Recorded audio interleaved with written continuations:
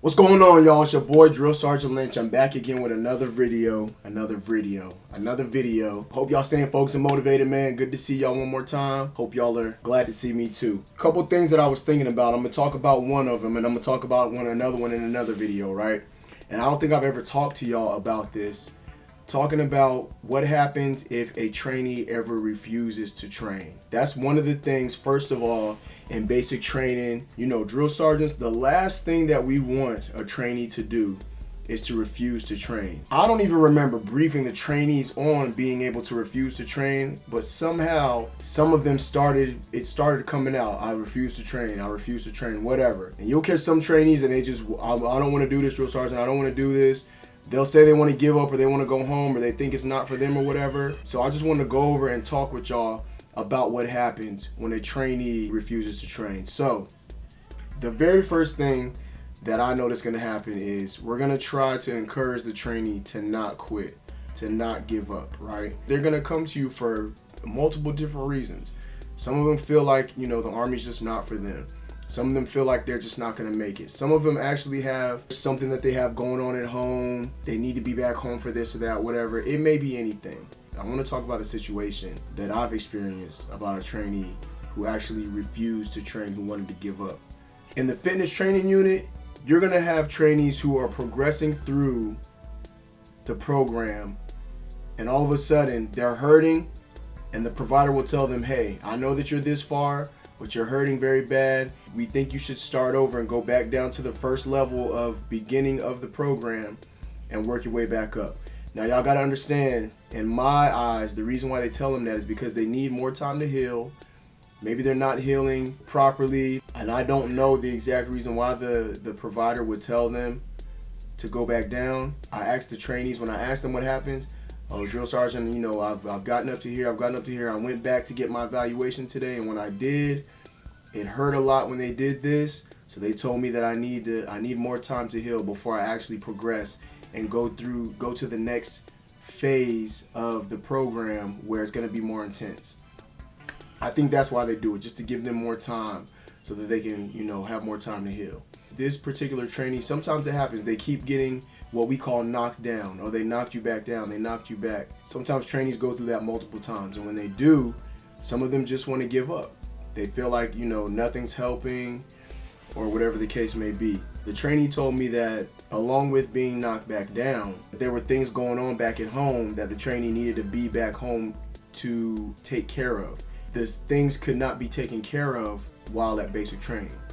So the trainee was saying that they wanted to refuse to train. They didn't want to do what they had to do to progress and get out of the fitness training unit so that they can go back to their unit and actually complete their training. Now, me, I'm gonna be honest, I probably should have been a little more sensitive with this situation, which normally I am, and I'll sit down and talk with them and try to see exactly where they're coming from, try to understand and try to make them see that giving up, your first option, the first thing that you do to give up is definitely, maybe you should think about it before you do. Drill sergeants are automatically going to want to push their trainees because we go by the warrior ethos. The warrior ethos, I will always place the mission first. I will never accept defeat. I will never quit. And I will never leave a fallen comrade. If that's something that we're teaching the trainees, this is a perfect situation and a perfect time to bring it up and to tell them. There's all kinds of things you're going to go through in the military as far as physical aspects, mental aspects of the military, of the Army itself. Don't let this stuff sway you and persuade you to give up and get out of the Army. Like I said, sometimes trainees just have extra things going on mentally, physically, where they feel like they're not going to make it. Now me, this situation, I asked the trainee, I said, why do you want to give up? You have goals, you have plans, you came here to accomplish these goals, and now you're just going to give up and throw it away? And I said, why? The trainee had no answer. So I think in their mind, they knew, like, I don't really know if this is exactly what I want to do. I think I want to do it, but I'm not exactly sure. So I asked the trainee, I said, do you even want me to try to talk you out of it? The trainee said, no, drill sergeant. I said, okay, I'm not even going to try then to persuade you or try to help you understand some reasons why you shouldn't. And what we have to do in FTU when the trainee refuses to train, we inform first sergeant. We got to inform first sergeant. So first sergeant took the trainee in and talked with the trainee, and first sergeant did the persuasive talk.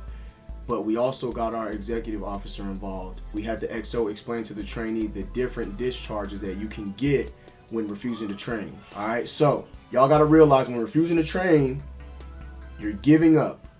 You are quitting. You are saying, I am not gonna fulfill this contract. I know I signed up for 3, 4, 5, 6 years. I do not want to do it. I want to revoke that or whatever. They're straight up, they want to quit, they want to stop. So with that being said, you legally are not fulfilling your contract. So that's why I think these discharges come into play. It's not likely you're going to get an honorable discharge when you refuse to train. You can get a general discharge, an other than honorable conditions discharge, and I'm not quite sure if you get a dishonorable discharge, right? So with this being said, when you get discharged in this way, you get chaptered out of the military, and you may, just depending on your discharge, you may have a chance to come back in afterwards. Also, you may have a chance to upgrade it from a other than honorable conditions discharge to a general discharge. You may be able to upgrade one, which means you may be able to get other benefits. It just depends on your discharge. If you're going to be able to get your Montgomery GI Bill, if you're going to be able to get the leave days that you have, the Army will pay you. I'm thinking the Army will pay you for those leave days if you get this certain discharge. They'll pay you those leave days that you have saved up. School benefits to be able to go to college. And then it also affects you when you go to try to get a civilian job or a government job. Oh, you refuse to train, you fail to fulfill your contract.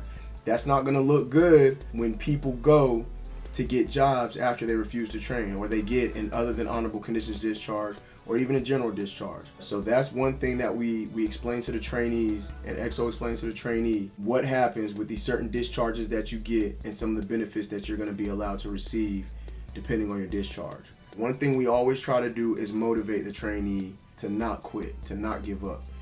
Once they say that they refuse to train and we talk to first sergeant, I counsel them. I give them 24 to 48 hours. I put down what happened in the counseling, what happened, what they said. I give them 24 to 48 hours to revise and really think, is this really what I want to do? Once they come back and they say, yes, I do refuse to train, from there, first sergeant gives the counseling. First sergeant calls up the unit and says, hey, your soldier, your trainee doesn't want to do it anymore. They're giving up. From that point, we send them back to their unit. We don't out-process them from our unit. We send them back to their unit, and just depending on what happens at their unit, how fast their unit wants to process it, that's how long the trainee is going to have to stay at the unit and wait to be separated from the military on not the best terms. That is the reason why, y'all, we always say the best and the quickest way to get out of basic training is to graduate. Because what happens is, if they refuse to train, then there's a whole another process that they have to go through, and it could take until the end of training. It just depends. Drill sergeants are busy trying to make sure that they're motivating and pushing and getting the trainees out that need to get out. At some point, it goes up out of the drill sergeant's hands, and it just goes from there. The drill sergeants don't do the full out processing. They inform the commander, they inform the executive officer, they inform the training NCO, and it goes from there. It just takes a process, man. Some of them at FTU, another way sometimes that they get out, and this doesn't really have anything to do with refusing to train. But if they, have a medical discharge, then you have to think about it. They're not refusing to train. They are physically unable to complete the training. They never gave up. They kept on trying to the very end until the provider told them, look, you're too injured to complete the training. You got to go. And at this point, just depending on their injury, if they've been going through rehabilitation for such amount of time, they're not going to be able to complete their training. At that point, they get chaptered. If I'm not mistaken, with the chapter, when they get chaptered out of the military, they have a chance to come back in after a while. If they get separated from the military, straight up discharge on a med board or something like that, a medical discharge, at that point, they're probably not going to be able to physically meet the demands of basic training, so they may not be able to come back in at all. That's just how the cookie crumbles sometimes, man. And part of our job at FTU is to help these trainees. We got to explain it to them when they refuse to train what it is. Anyway, y'all, I just wanted to get with y'all and let y'all know what happens when trainees refuse to train. I may do another video where I get in a little bit more in depth maybe I might pull up, I don't know, maybe I can pull up a regulation and show y'all exactly what it says in the regulation, and we'll go from there. But I just want to hit y'all with a video and let y'all know some of the stuff that's going on, man, how it happens, how it goes, and all that good stuff at the fitness training unit when your drill sergeant is there and a trainee wants to refuse to train.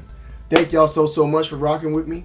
Y'all make sure y'all stay focused, stay motivated, keep on doing what you gotta do, proceed to progress in life. It's your boy Drill Sergeant Lynch, and I'm out.